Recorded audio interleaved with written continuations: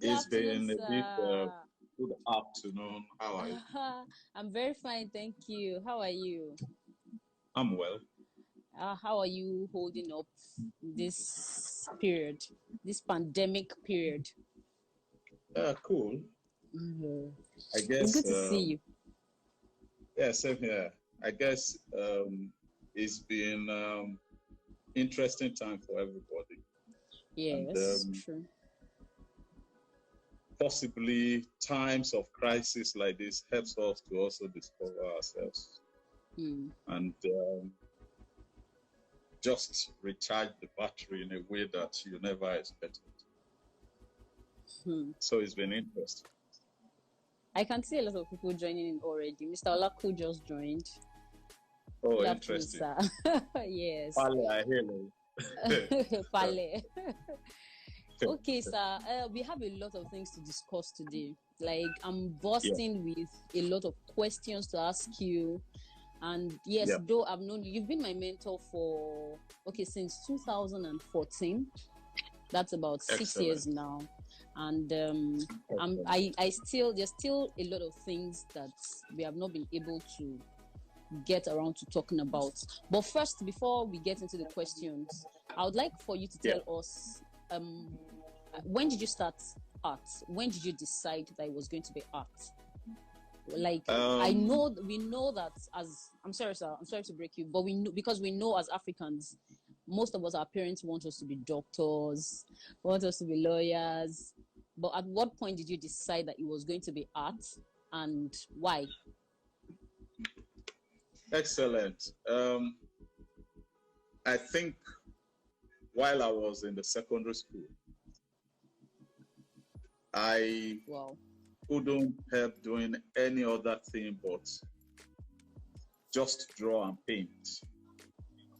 And along the line, my performances with other class subjects dropped drastically that I was promoted on trial in my form three. Then Wow. I repeated my form four. Okay. Now, this was the turning point. At that point, my father, who was a tailor, decided that no more drawing, no painting. And he put me in a science class, in a B class. And repeating the class actually brought out the best in me. I became one of the best five. Um, Wow. but by myself, I was drawing and painting um, because that's the only thing I love to do. But this time I was able to combine that with my other academic work. And I think it was in my second term, a lovely youth couple from ABU who mastered in fine art discovered me and said, wow, this cannot happen. Took me straight to a principal's office and made a request for me to be included in the art class. So the principal of blessed memory now, Dr. Agoke, if I remember that name very well, said, okay, this man will be in your class if we can find 6 more other people in that class. And we got up to 6. That was how I started joining the art class at my spare time from the science class until I got into my form 5 and another wonderful person came in, a doctor or professor now, I don't, Funke Ifeta. That was a woman that really honed my talent in secondary school. So, in a nutshell, I would say that that was how the journey started. Wow. That's so interesting. Yes. So, okay, when you got into the higher institution Yeah. and you finished, what were your experiences as a younger artist? Because for younger artists like us, we had our experiences in the higher institution. I'm sure it was different from what you experienced while you were in the higher institution. What were the I think, experiences with the lecturers and afterwards? yeah, the advantage we had, um, with all modesty, is that we trained with the immediate sect or that revolutionized the Nigerian, what you say, the arts grooming sector. Talking about Professor Yusuf Grillo, okay, Kolade Oshinowo, we had Oshiga, okay, we had Raji Jenkins of blessed memory, we had Isiaka Osunde, who was a personal friend of Henry Moore, the great sculptor. Oshiga. So we had, like a potpourri, a concert of very vibrant, talented, fantastic. When you talk about art, these are people who lived it. And, the system was so set up, at least from my point of view, and from that community of Yaba College of Technology, yes, sir, to stretch us beyond the limits. Okay. The discipline was such that you were stretched to the point of bringing out your very best. There was no room for mediocrity. The assignments were spaced out in such a way that you live, you breathe, you eat, and you just exude art. So, and for those of us, somebody like me who jumped out of the GCE class, my father actually enrolled me for GCE. By the time my school staff came in, it was fun to just be in that department, even though it was also scary to get in, because you had people coming with lorry loads of artworks for interview. Yes, sir. That was just open for maybe 20 or 25 students. So it was a journey started on the right footing. And I thank God for the experience. It was tough, but the dividend, I think, we are reaping from it. These artists, great grandmasters and grandmasters, they just infused in us that discipline, that ability to love more and more what we do. Sir, okay, my next question, but before I ask my next question, sorry. Okay, sir. Let's not jump this. The style of admission then, which is very critical. I'm saying this especially for stakeholders in the education sector, because of realities we face today in the general gamut of the Nigerian society. Right, the style and method of admission then was strictly based on merit. So there was no room for people who could not make up for other departments being shipped to, so to speak, where you had spaces. So I just thought I should drop that. Okay, all right, sir. That was what I was actually going to ask. I was going to ask because when I went to school, I think during my my first year, maybe just 5 of us chose to do fine arts.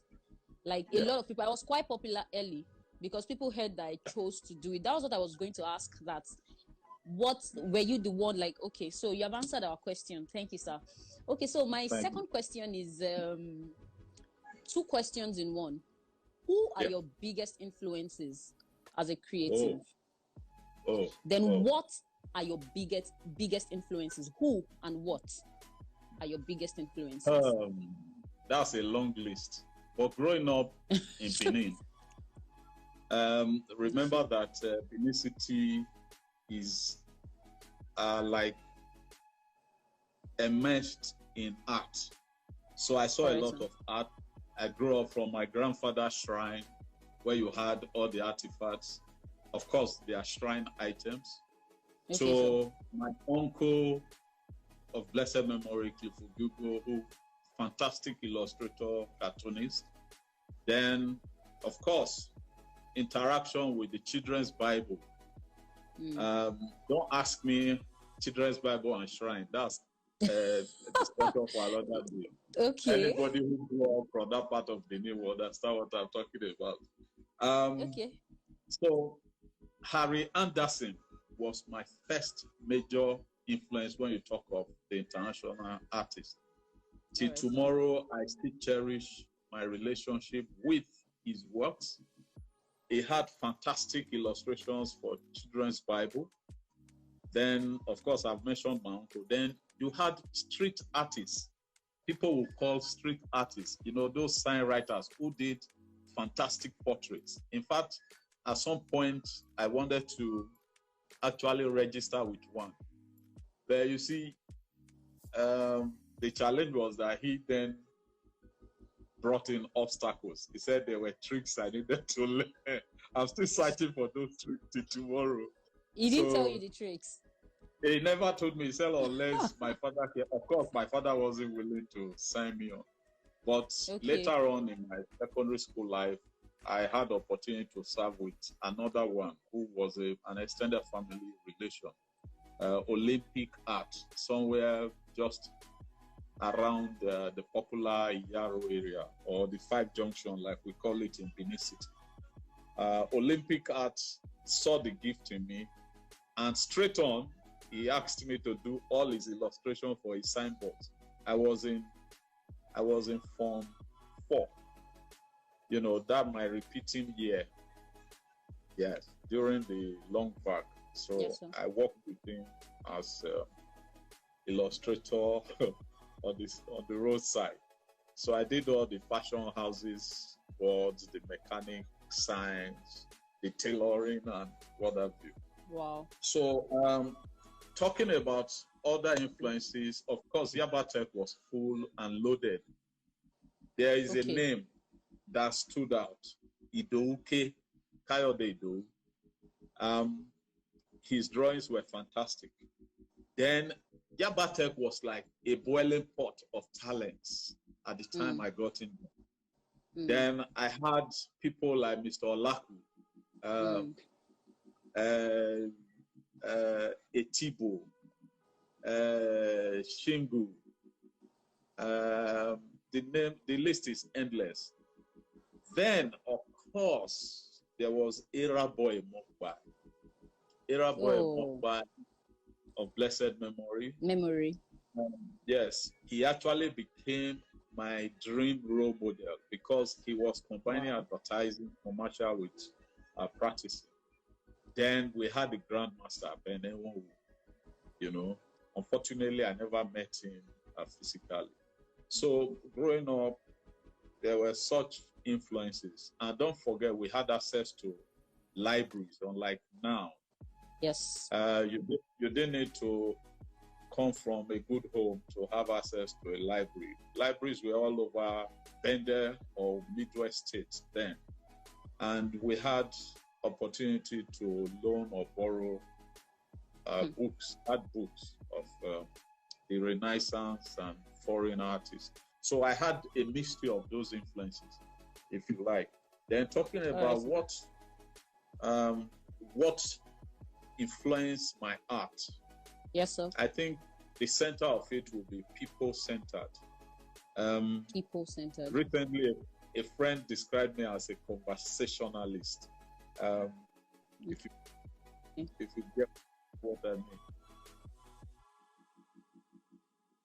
I just enjoy the ability to bring to the fore the heart of my gist in my painting. The ability to carry others along. I paint from my heart. Having lived that situation, I just want to be able, sometimes I even find myself talking with my works because I want to be able to communicate with my elements. So the people, movement, and of course, sir, I love to see very beautiful, harmonious colors and then dress them up with beautiful attires. Yes, beautiful attire. Not just attire, but the brushwork. So, because I'm an avid collector of brushes, so I want to see how they perform on my canvases. Yeah. Okay, sir. Okay, this brings me to my major question, because in recent times, I've spoken to few people on mentorship. I believe strongly in mentorship. And I like that in asking the question, who and what influence your art. You've really spoken about like a string of people that have been influences to you. Yes. Do we creatives need to be mentored? Is it important for a creative to be mentored? In life, I think there's something they call mimicking. Even in growing up, my first exhibition, I titled The First Step. That was 1995. You see, the challenge we have here, let me just try to structure this response. The challenge we have here is once we see or we get a cliche, we all latch on it without interrogating properly. Mentorship is key for life. Even when you talk of the critical aspect, from my own experience, the one who gives life talked about discipleship, and he practicalized discipleship. Discipleship for me is mentorship. So mentorship is as critical, but unfortunately, here we tend to just throw words around. Now, why must any young artist or anybody desire mentorship? When you go to the dictionary meaning of mentoring or mentorship, you find that it is something that exists in that circumstance to learn from, right? So yes, if you have identified somebody that you think can impart on what you have been blessed with, the right thing to do is to seek ways of getting close with that person. So it's desirable, it is necessary, but you can't force things, because more and more we live in what they call the democratic world. So it is by choice. But I know that there are other what you could call stumbling blocks that could be on your way to choosing a mentor. But if you ask me, I think it's something that is desirable and worth. So I spoke to someone about the person sent me a message to say he didn't believe in mentoring or mentorship. Said he had an encounter with an older colleague, and he was trying to question the person about the person's process of work. And the person practically told him that, say, a child would have asked a better question. Like, the person insulted his intellect without... So from that point, it just moved him away from... So he sees an older colleague, he respects the person. So how do we deal with relating with older colleagues, people we respect, not wanting to open up to you? I understand that a lot of older artists, a lot of older creatives I've had bad experiences actually with our generation. I understand that. But how do you also, with a very pure intent, pure motive, wanting to learn, gain this access? How? Let me try to answer this from a broad perspective. The experiences vary from the mentee to the mentor. I also know that, growing up, there is a saying in my place that when you are asked to deliver a message, a king sends you to another king to deliver a message. Yes, sir. You have to be very wary on how to deliver such messages, otherwise you will pay with your life. That's just like a background. Now, in asking questions, you yourself need to be very reflective in asking your questions. Remember that artists generally work from, we work from a lot of imagination, presumptions, and what have you. So the artists must be very discerning and selective of what he or she puts out there, especially Okay. before a mentor. That's not Okay. to say a mentor must be hostile. Okay. I also know that some of us find it difficult to explain our process. So it's easier to say, can I come work with you? So in Sure, the sir. process of working with the person, you are able to gain some of those insights. I tell you what, I once was giving a talk in London, the, um, the London school, SOAS, and the students asked me how I arrived at my colors. I told them it was difficult for me to explain. Explain. If you have, yeah, because there are times I find myself talking with my palette. So it becomes like the spirit of the prophet is subject to the prophet. To the prophet. Because I've also read books on colors, and at the end of it, the author will say, there are colors that are not recorded in this book. So the point is, it's good to work with somebody. It's good to read books. It's good to be taught. But at the end of the day, all of those become like a foundation for you. Then as you interact with your materials, as you commune in your studio, I keep telling people, unfortunately, we do a lot of things by ourselves here. We multitask a lot, and that is not helping us in our practice. The more you interact, commune with your materials and your process, there are a lot of things that come to the fore that are not documented. Even the artist himself finds it difficult to explain. And that's why some people just say it just happened.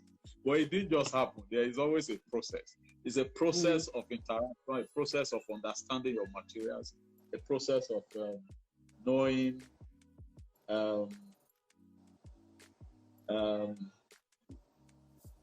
what you should do with your materials. And this thing's coming, you know. But again, not everybody that you approach will take you. That's one thing people, but never be discouraged. Keep, you know, a deliberate focus to get a mentor.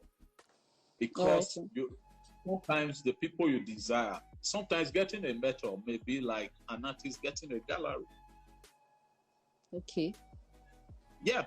You think that, oh, this is the gallery that must represent me. This is the person that must represent me. And it doesn't happen. Do you get discouraged? No. So tell that person to repent. If I'm permitted to use that word.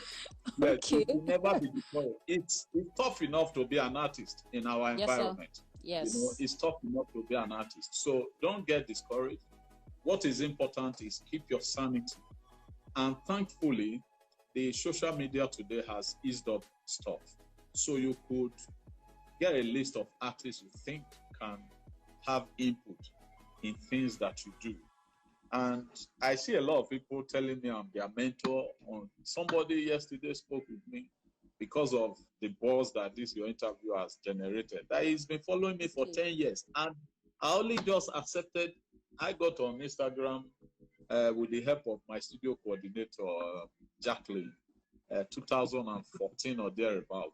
But here I was just yesterday, somebody that has been following me for 10 years. I don't know how he followed me. And we were having fun late in the evening.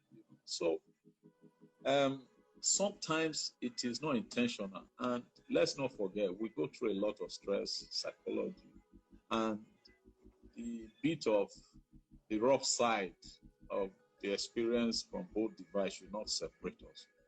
It should rather thicken the relationship. Thank you very much, sir, for answering. Yes, you did, actually. Okay, I want to deviate a little bit. Okay, so part of the things I would like for us to discuss is about the art industry. I think we have spoken about this before, a long time ago, and it's a really dicey question. Who are the stakeholders in this industry? Sir, like I've heard, Mr. Olako has once said it before in a gathering we had. Yeah. Without the artist, there is no art. I'm quoting him. The artist is the first point of call. So without the artist, there is no art. That was what he said. But we have noticed that, okay, we have the collectors, we have the galleries, so who are the stakeholders? Who holds the highest power in representing the artists? Who looks after the artists' welfare? Tolu, I don't want to talk about who holds the highest power. Okay. We can talk about the stakeholders. And okay, yes, I agree with Mr. Olaku that without the artists, there will be no art. Without the collectors, the artists can't move on. Without the galleries, there will be no check for display. Without the this other aspect we don't really have now. Financiers, maybe we have some on the low. Let me tell you, the challenge we have is that, like with every other thing in Nigeria, there is no structure. Ask me the question. The same ones who complain here. When people from outside come, they snap us up for a project, we get going. And the interesting thing is, people come from the Nigerian embassy to pose and take shots with us. And those things are not just like this. It takes planning. It takes proper betting. It takes the ability to put in place a structure that for instance, how many artists here work with teams of creative directors, PRO, finance, and what have you?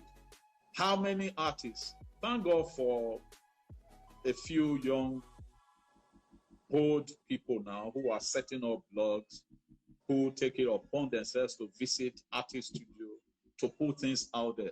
How many people befriend the artists for purpose of documentation, for instance? So, like what we are doing now, this conversation, hopefully will throw up a lot of challenges, because I'm sure there are people who are catching good vibes with what to do from now, or actually having conviction or confirmation of what they're already doing by our conversation. The truth is, the artist also needs to know his place, because sometimes some of the things that causes friction and dissipates energy and makes some of the little gains to fizzle away, it is at such intersections where people get discouraged and they dismantle their structure and they get out of the lane, so to speak. So what we must consciously do as creatives or stakeholders is to recognize the place of the artist, the place of the collector, the place of the gallery owners, the place of the publicist, the place of a management team. I don't have a clear picture of a management team that exists here in Nigeria. So, because there has to be the go-between the artist, who is the producer of the product, and the team that works to connect the market. They know the market. For instance, I find it difficult to market myself. But people say I do well. I don't know how I do it, but I'm always here in my studio. I have a nickname my wife gave to me. He calls me a wall gecko. You know, wall geckos are always, because my studio is there. So I don't go out. I don't socialize. But the point is until we consciously see, for instance, tell me, in when you borrow, what the artist must also know. I'm sorry, I have to put this in the open. How many of our colleagues after school will behave like they don't have a business? We are not conscious that we are in business. That's the problem of a typical artist. Yes, we enjoy what we do, but we need to be conscious that we're in a business. So we produce stuff for the collectors. So the market, we need to understand the market. So we need to retrain and train again. We need to interact more. We need to build bridges, synergize with other stakeholders. So the stakeholders you are talking about are essentially, I don't want to talk about government, because if we bring government in, it's going to be, let us focus on what they call the low-hanging fruits, so that we can build, the value chain that is needed to make this practice of ours robust here in Nigeria. Now, starting from the artist, I want to talk about the artist. The artist needs to have a living studio, a studio that has life, a studio that is equipped to function for a professional artist, no matter how small. Once you have that, you are conscious. You see, again, these days, it has become very easy for you to have what the global best practice.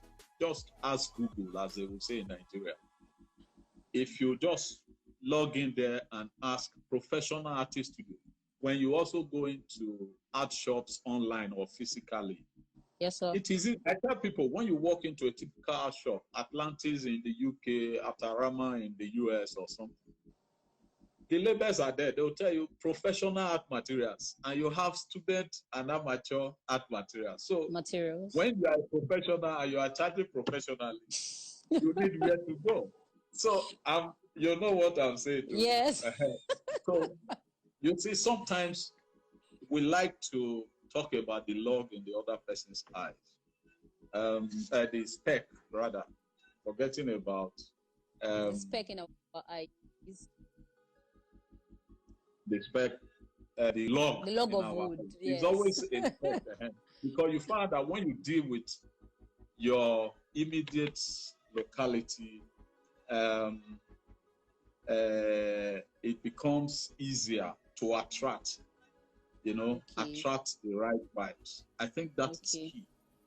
But essentially, we have contributed to some of the other stakeholders. I don't want to be specific, to trample on some of us. But if you don't take shit, nobody will give you shit. If you give, I'm sorry to use that word, but if you give the right, the right package, people will know you with the right package. And you see, artists should just realize, we should realize that we're in business, but we also have the other side of business, humanity, relationship. Yes,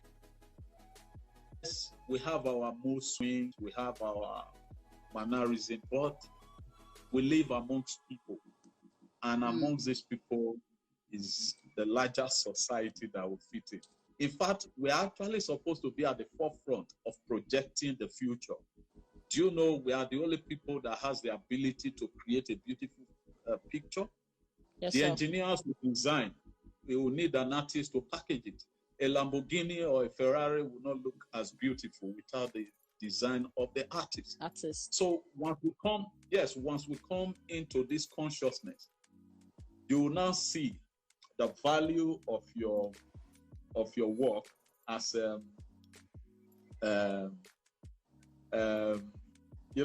artist as that engine, the soul of driving a sweet, beautifully packaged future.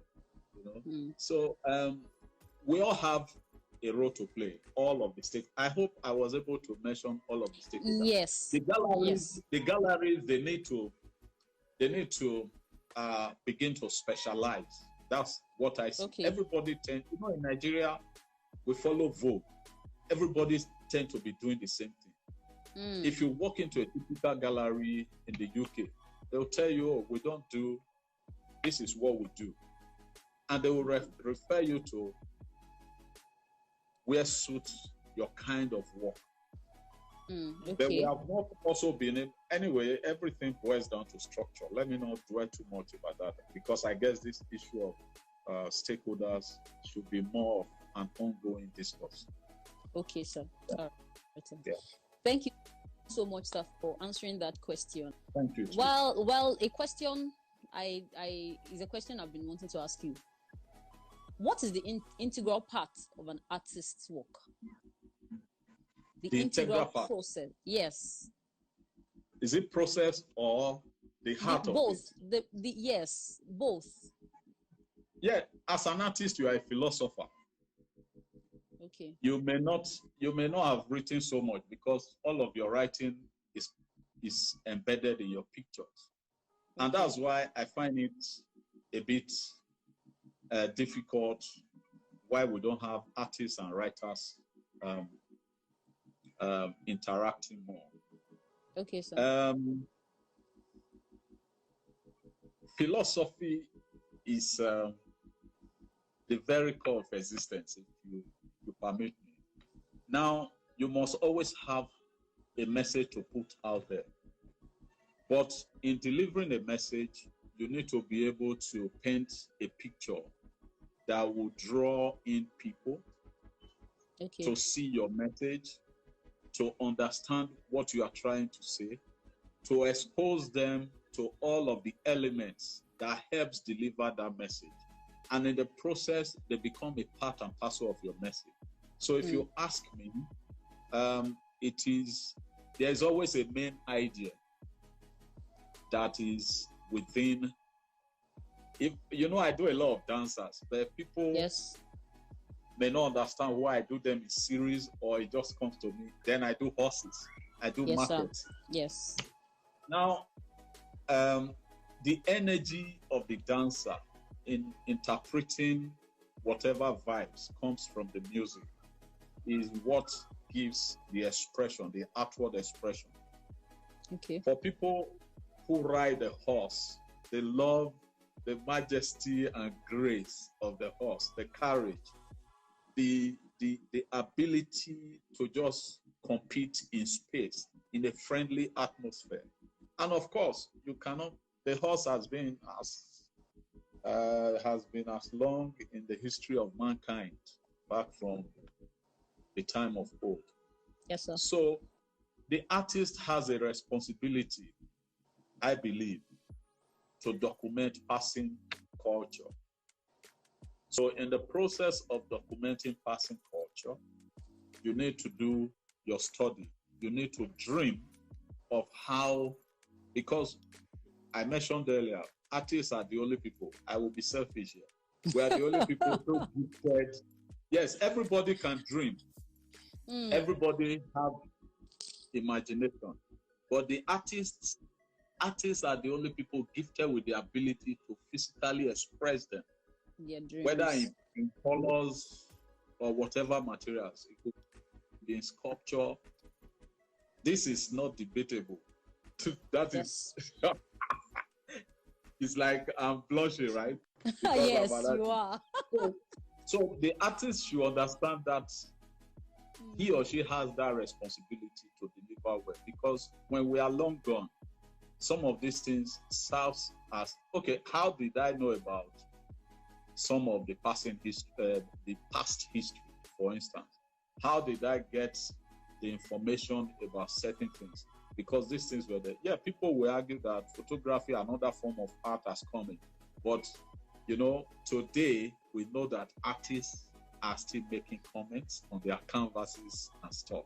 So that should be the kind of philosophy that informs your creation.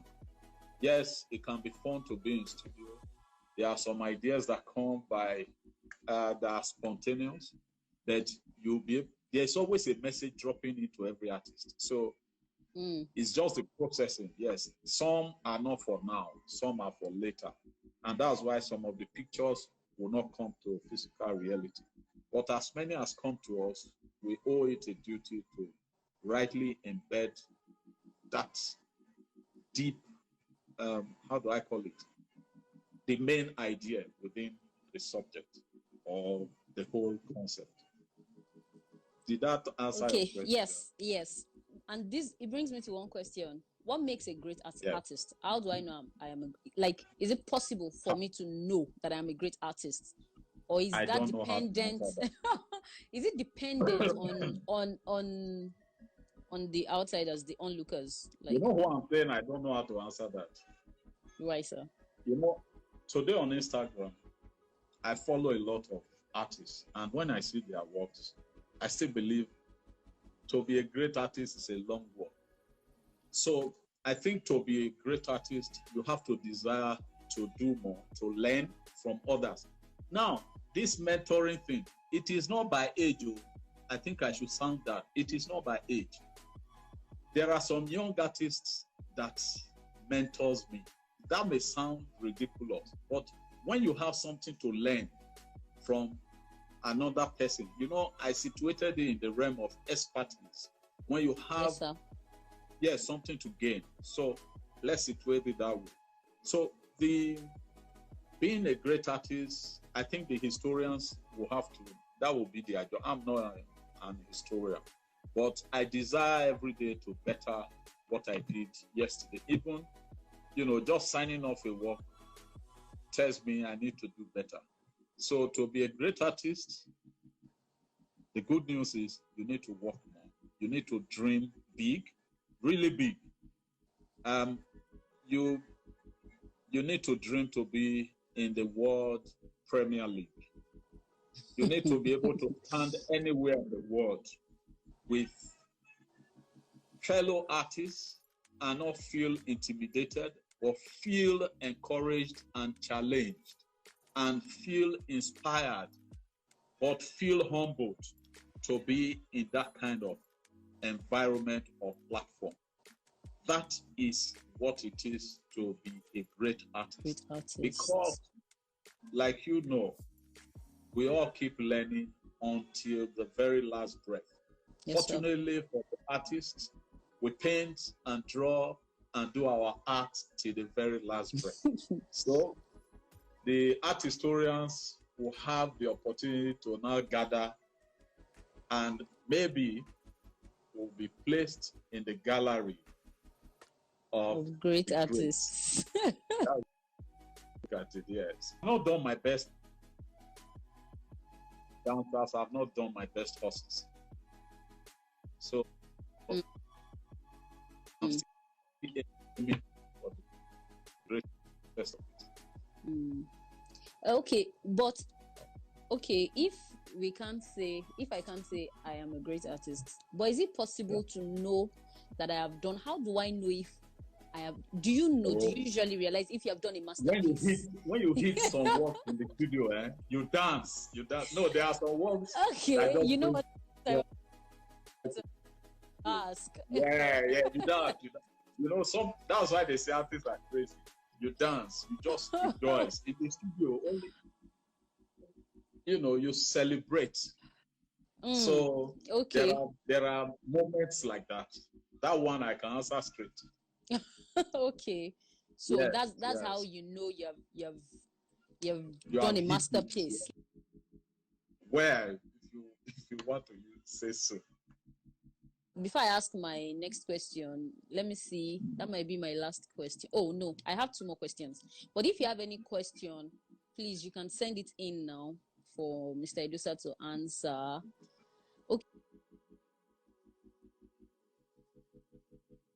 Okay. Now, my next question talks about validation as an artist. This has to do with the art market, the viewers. Like, as an artist, when you were growing as an artist, did you have the need for validation?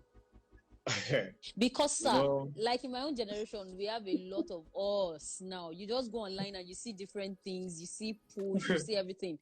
Do you have the need? I'm laughing. You Why? know what I'm laughing? This is something I've discussed in other circles, informally. Oh, Sometimes okay. artists behave like women. I'm sorry, the women should forgive me. Every woman believes she's the most beautiful. So, Okay. so even though they themselves will still give you the answer that, now woman fine like this. That's a woman admiring another woman. Validating the beauty. So I think that we should be humble enough to accept where we are, but not to give in to, the kind of value system which may be influenced by political sentiments. Okay. Then in our climb, this just dropped in my mind. I've always thought about this.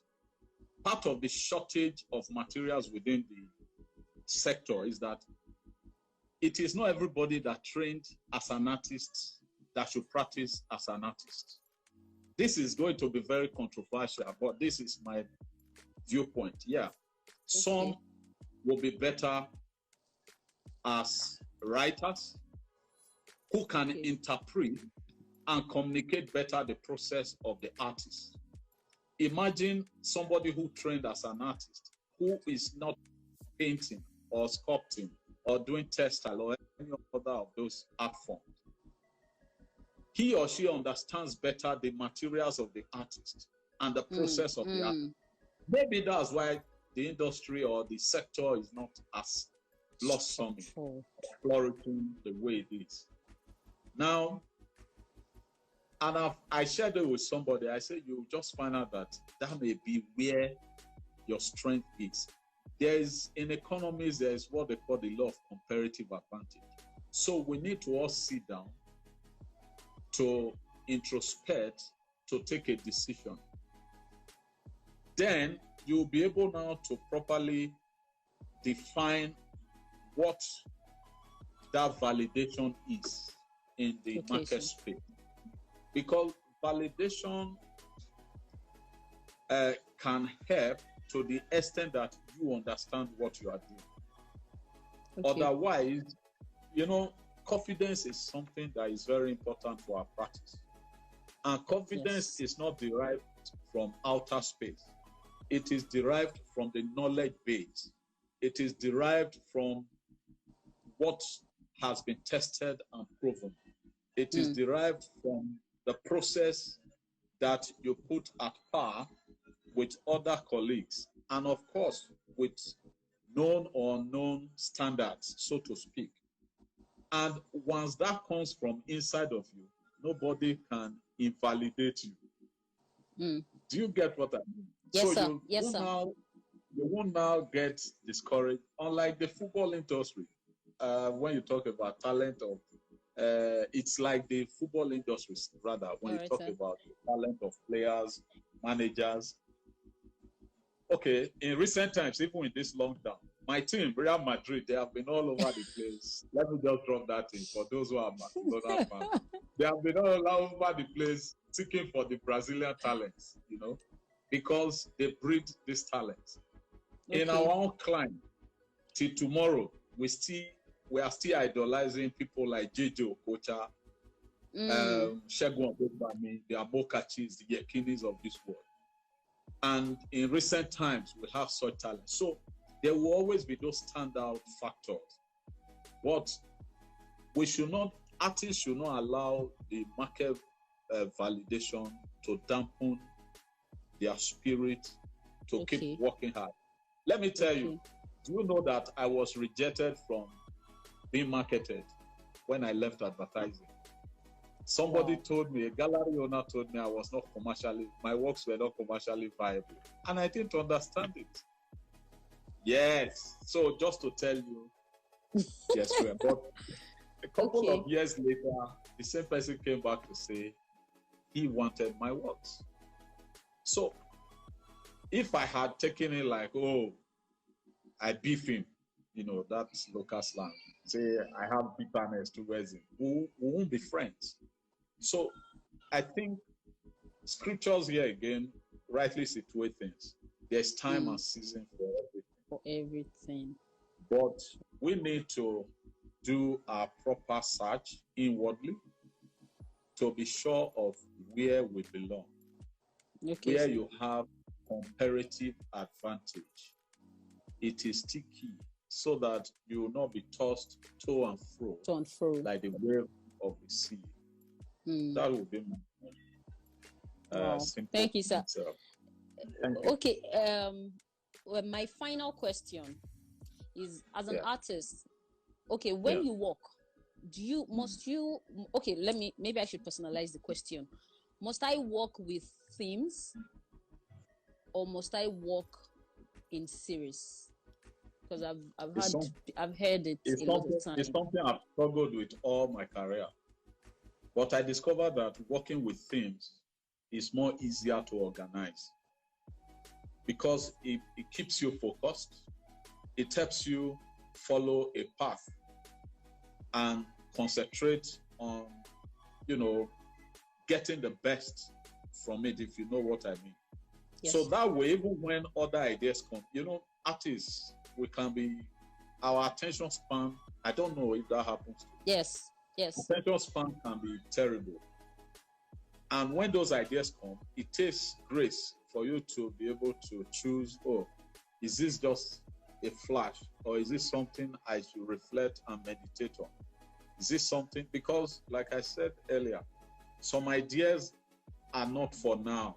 They are just for you to note. And that's why every artist must have a sketch pad, A5, A4, anytime. In your car, even when you go in buses, you must be able to keep a diary of your ideas in form of sketches or thoughts, in written words or something. So when you come back to your studio, you are able to just flip through to remind you and see how you can develop, your fresh body of work. So it's something I'm still learning to. I've never worked in themes, but I tell you something. Again, when you talk about mentorship, that's something I borrowed from my studio coordinator. She's very excellent at organizing herself. She would couch a theme, of course, with her manager, the husband. Couch a theme, and she stays and she turns out. So it helps you keep focused, just to buttress the point. Yeah. Okay. Right. But it's not to say when you have ideas, don't document it. Document it because, it's your life, it's your process, it is your package. So. Thank you so much, sir.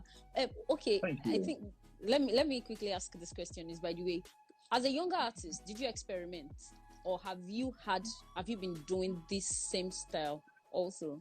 Did you experiment with other medium, with other stuffs? A lot of people. I am an oil major, but I love pastel and charcoal a lot. So when you talk about experiments, I've experimented with gouache and pastel. Now, watercolor is one medium that I have not been able to, although some of my colleagues have encouraged me to carry on with watercolor because they have seen a couple of my watercolor. I buy a lot of it, but not like I buy oils. So I've experimented, but the interesting thing is most of my experiments don't stay. They are easily picked up. Okay. So maybe I should learn to keep those experimental works till such a time that maybe I'm able to do a solo show again. I've only had a solo show in my life, 1995, but I've had lots of good shows. Yeah. Wow. So, okay, we have 3 questions. Solomon Omogboye says, how do you know that a painting is finished in order not to overwork it? Sure. I think every artist has that nudge when it gets to a point. Some of the blacks who are Londoners or British citizens, they literally shed tears because we have been able to go beyond the UK. Who will come into my studio and say, Edosa, huh? So when you come back to your studio, you are able to open their spirit to keep working hard. Let me tell you, do you know that I was rejected from body of works? So it's something I'm still learning to. I've never worked in teams, but I tell you something. Again, when you talk about mentorship, that's something I borrowed from my studio coordinator. She's very agile. You know what I mean? And they give you good vibes. Find it. Because essentially, the artist gives a bit of himself or herself, collector, you know? So don't forget that what keeps bringing people is that pull from within you, the bit of you that you are sharing in a very beautiful way. Once you have that nudge, okay, I think I will go with that thought. That's what I do. Once I have the know, whether I have back for it or that's why people will just come when I'm able to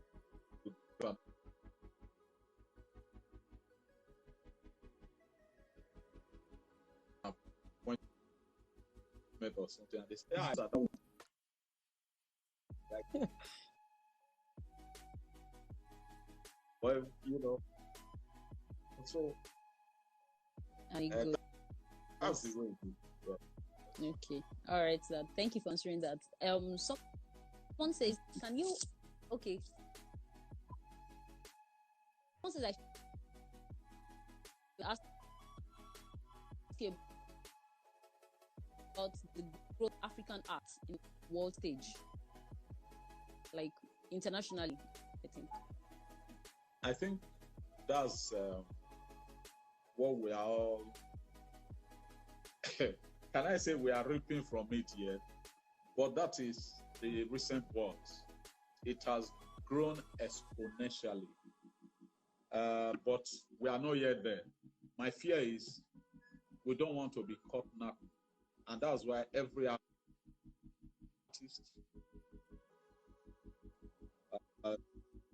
those coders must get their ass together. The growth has, you know, our first show in Mayfair, 2013 or 2012, I can't remember, thereabout. A lot of people thought we were trained somewhere in Europe, and they were amazed.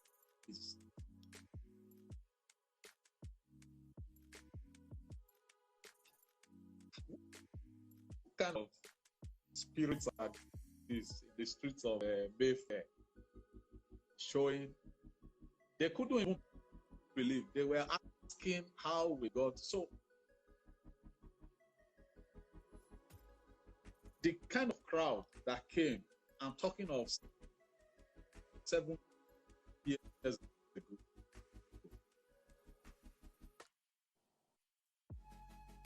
And I remember at the gallery the next year, some of the blacks who are or British citizens, they literally shed tears because we have been able to go beyond those barriers.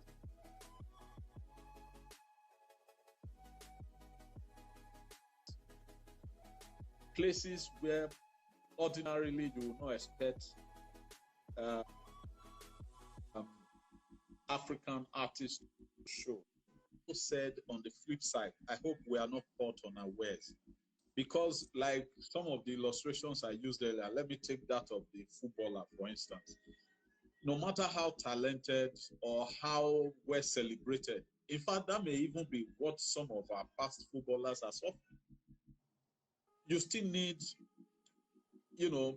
maybe from among some of us to be managers, to be coaches, to be people who are in charge of the markets and all that, to be able to fuse and synergize with this growth or attention, the searchlight that is being beamed on African art now. It is a signal that we have something good going, but it's also an opportunity for us to quickly reevaluate what we have on ground to meet the demand. Do you understand it? So yes, a lot of woven stuff needs to come up. It's a lot different, a lot different. And you have, look at what is happening on Instagram. We have friends who are Europeans, Americans, Asians, and people sometimes not knowing how difficult it is to get out of this country. They tell you, oh, when are you coming on a visit? I jokingly told you that's a life saving sometimes. So, but we do it when we have to do it, Okay. So, but it's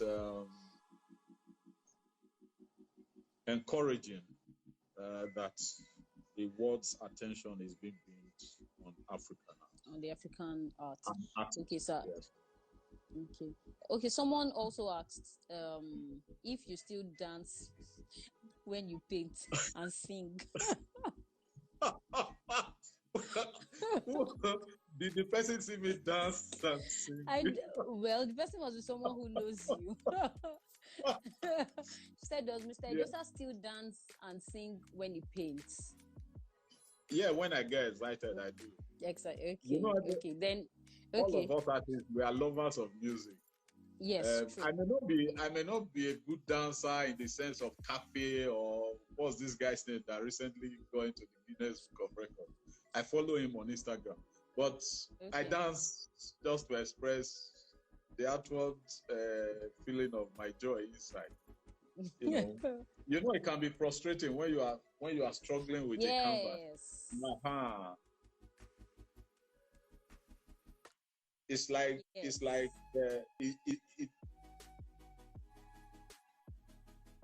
it may not be as painful as miscarriage, but it's like a conception at its delivery that is refusing to be delivered.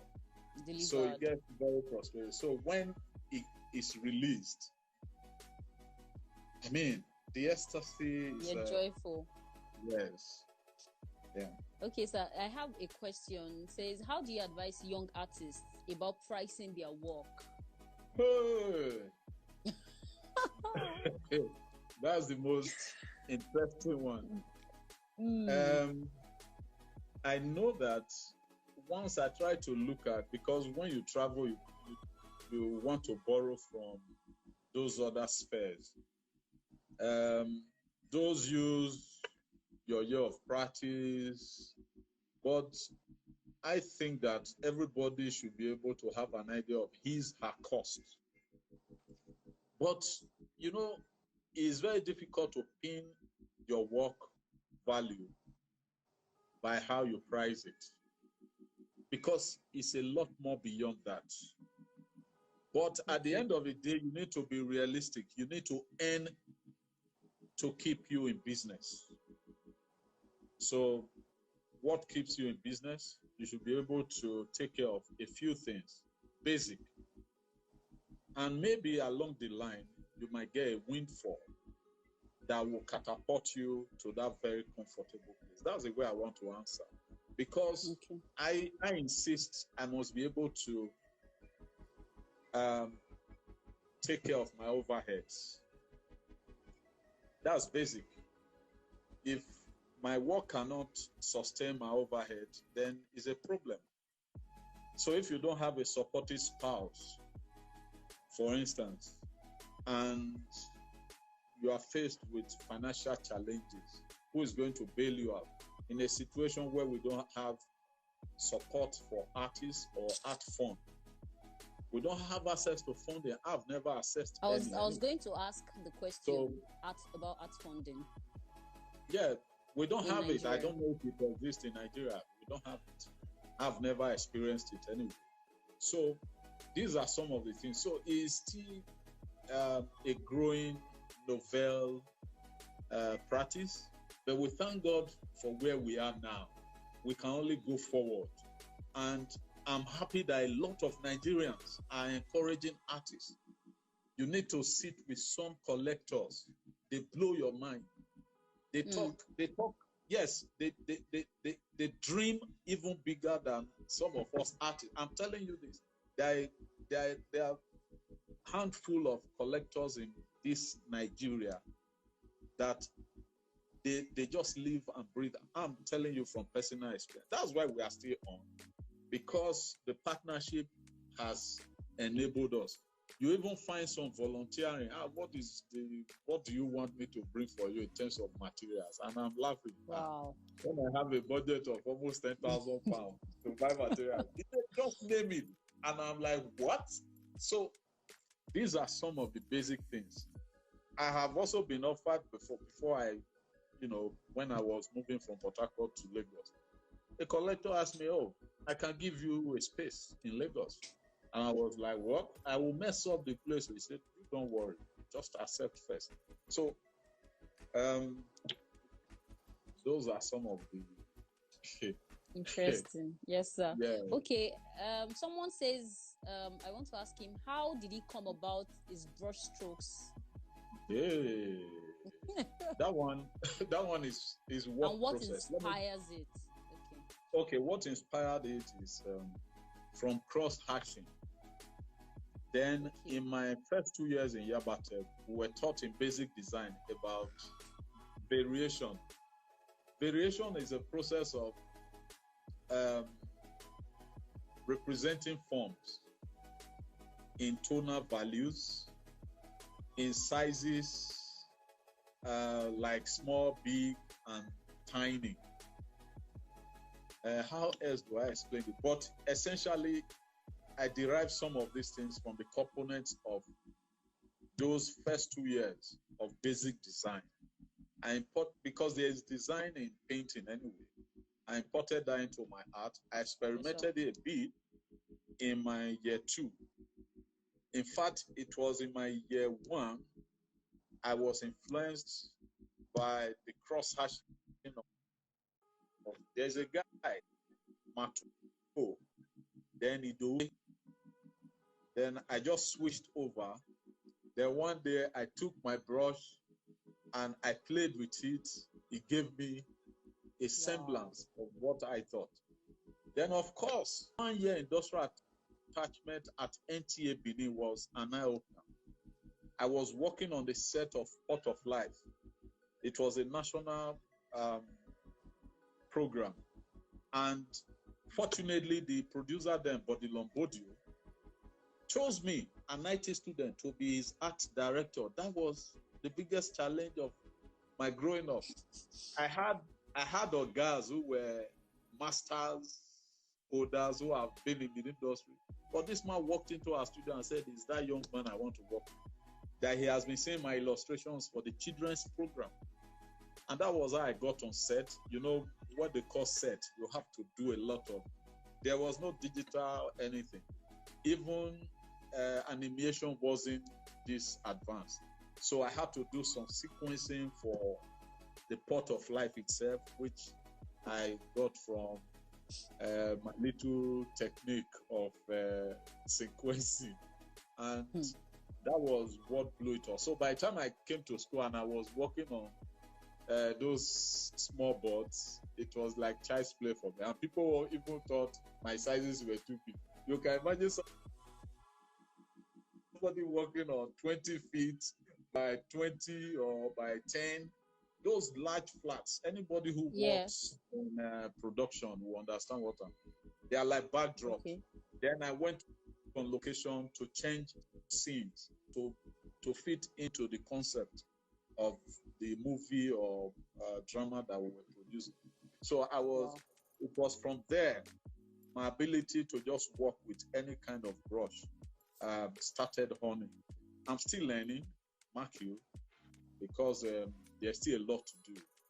Yes, so I think that's that answer. Yes. Okay, someone is asking, have you ever had to struggle for acceptance and having to wait for the next sales? That happens to everybody. That's why I said choose your workout. I hope you understand that.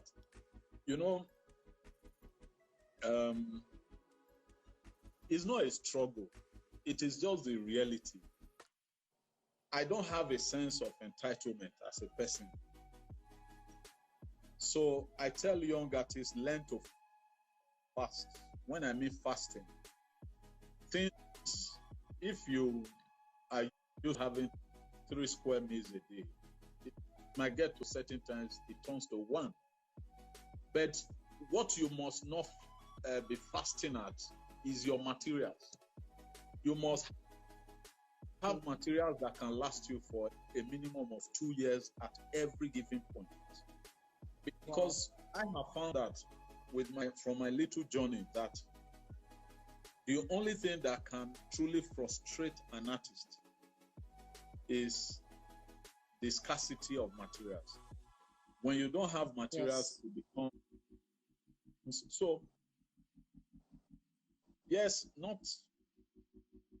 don't be in the habit of chasing people around with rocks. And I think this is where the issue of management comes in. And if you must approach a gallery, do it in a very civilized way. Thank God we all have smartphones. We have storages that you can store up works to show people. Yes. And that way you can, carefully sort out the galleries that suits your temperament and your approach. When I mentioned you visit gallery in the UK, they tell you we don't do this, go here. It is in that process. So it is the same. It's just that here you don't have specialization because most of the galleries are not also quote unquote very structured, but they have helped us thus far. We are all improving, and they are willing to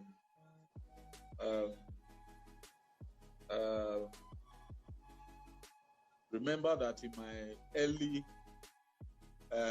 experience, I mentioned that somebody told me my works were not commercially viable. Remember? Yeah. So for the person who asked that question, don't be discouraged. It's your early start. Keep doing what you believe God has given you. By default, every artist is talented. Do you understand it? So the point of having to wait is only a natural process. There's time for everybody. And the space is too large for one person to occupy. So nobody is using your space. Don't believe in that lie that somebody is using your wisdom, what is it called? How do they call it in Nigeria? Your destiny. Somebody is extending. It's not possible. You are who you are. Don't believe in the lie. So stay where and don't get distracted. Don't try to. You see where you may actually lose your destiny is when you try to be like another person. Be confident in whom you are. And I think that the teachers today must teach students to discover. Having learned from a master, don't copy that master. Don't try to be like that master. Mimicry is good, but not for professionalism. Okay. Yeah, is a stepping stone for you. So that way you keep your sanity, then you evolve, and you cherish and be content with what you have. It is very key. Contentment with godliness is great gain. So if you are not content and your eye they do para, you don't turn thief. I'm sorry. I hope people understand that. So my father of blessed memories is I'm who pay. Let me interpret that. You don't get vexed and become, say I'm poor today, I want to become rich, you get vexed. You can't. It's not possible. You don't feel vexed. I'm who pay. So it's a process. Wait for your time, but in the time of waiting, keep focused and keep desiring that big picture. Keep dreaming. Never stop dreaming. Let nobody taunt your dream. Keep dreaming big, because we are created to dream big. It's in that big picture that you can even influence others and groom others. Then you find yourself within the space. Thank you. All right, sir. Yes, thank you, sir. Someone is asking, I think this is the last question. Okay. Sir, what is your advice for those of us at the point of changing careers, say from law to the art industry? That's a huge change. It's a huge change, though. But we have examples. For instance, our great friend, the photographer, what am I forgetting? Kelechi. Yes, sir. Kelechi trained as a lawyer. And I think that making up your mind and knowing what you want. I changed career. I was in advertising, and I chose to follow my heart, even though I rose to the point of a creative director. And it doesn't come cheap, I must warn. And it gets to a point you are like questioning yourself, did I take the right decision? Because offers will come. Offers will come to draw you. I had several offers from the biggest agencies with the right packages. And you can imagine, from wearing suits to just wearing one faded tie and dye, for a couple of months. So, and you have a young wife to look after. So it wasn't that palatable. But I think that advisedly you can take it in phases. And I think I'm not that a career counselor, but I'm just sharing my experience. Experience. Yes. Well, if you feel very strongly, I have a living example too. Emeka used to be a banker. Emeka yes. He came to my studio 2006, and today is so. And there are one or two other people I've counseled in the past who are practicing today. So I think you need to be sure and confident of what you want to do. Okay, someone is asking. The person you need. Yes, someone is saying, can artists have different pricings for clients and still maintain order? That's not professional. You can't have different. Okay. Does Lamborghini or Mercedes-Benz have different prices for clients? If you want a Benz, you go for a Benz. If you want a Corolla, you go for a Corolla. So you need to know if you belong where you belong. So it is that's not professional. We're talking professionally here.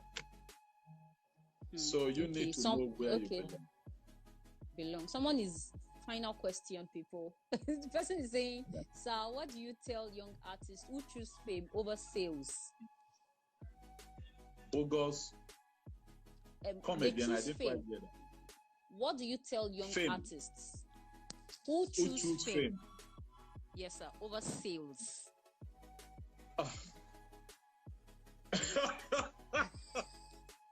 I'm laughing out loud. Fame over sales. You see, I think in life, we all make choices. And one thing I know is that you must remain real to fulfill your dreams. And it's in that state that you don't get artificial. I hate artificial things. Fela sang about yellow fever. You dey bleach or you dey bleach. Because you want shine, you go buy bleaching cream. So you washed off your natural Your preventive complexion. protective layer, and then you attracted disease. That's the way I want to, the context in which I want to put that. Choosing fame over professional practice. I think fame will always come. It's like seeking the kingdom of God and his righteousness, and every other thing follows. But when you start seeking other things and you want God to follow, it is not possible. So hone your talent, dig, sweat it out. Fame will follow. Well, I don't know. That is what I think and believe. Okay, sir. Thank you so Yes, ma'am. very much. Thank you. It was a fantastic conversation with you. It was fun. I'm sure everybody But don't forget also had don't fun. forget to, because we are talking of fame and practice does not mean you should not earn a living. That was why I said you must cover your overhead. So I think it's always a delicate balance. I cannot tell you that, oh, I'm just painting I'm doing art for art's sake. That would be a big lie. If you can't pay my cost, if you can't afford the value, you don't get my art. So it's a give and take thing, yes. But in the process, you need to rightly define what is good, and you don't vary prices. That will work. Thank you very much, sir. Yes, it was fun to have this conversation with you. I thank everybody. In fact, thank you. I'm excited and inspired to carry on. Yes. God bless you. Like, thank you to everybody. I saw a lot of people. I was about to thank everybody. Mr. Diseye Tantua, Mr. Olako, Mr. Ibiananaba to joined earlier. Everybody. Ibe is coming up by 4 on Instagram. Yes, please. Mr. Ibe is coming up tomorrow. So the visual artists in Nigeria, we are giving the oxygen. Yes. Victoria John, don't worry, we are going to save this. So she's been asking, someone has been telling me to save this video so they can come back to it. Don't worry, it's going to be saved and it's going to be on YouTube. Tolu. So thank you very much, sir. You came up with this brilliant idea. I thank you for taking up the challenge and for reaching out to us. I thank you very much for giving me the platform. Thank you for the access. This just shows that when you have the conviction, go ahead. And I thank all the people behind it. I thank the husband of your youth. And of course, pretend. Yes, sir. Thank you so much, sir. God bless you. Discuss more later. Yes. Thank you, everybody. Bye. Thank you for the questions too. Bye-bye. Stay safe, please. Yes, stay safe, please, everybody. Yes, bye. Nose mask. Bye. Bye. Yeah.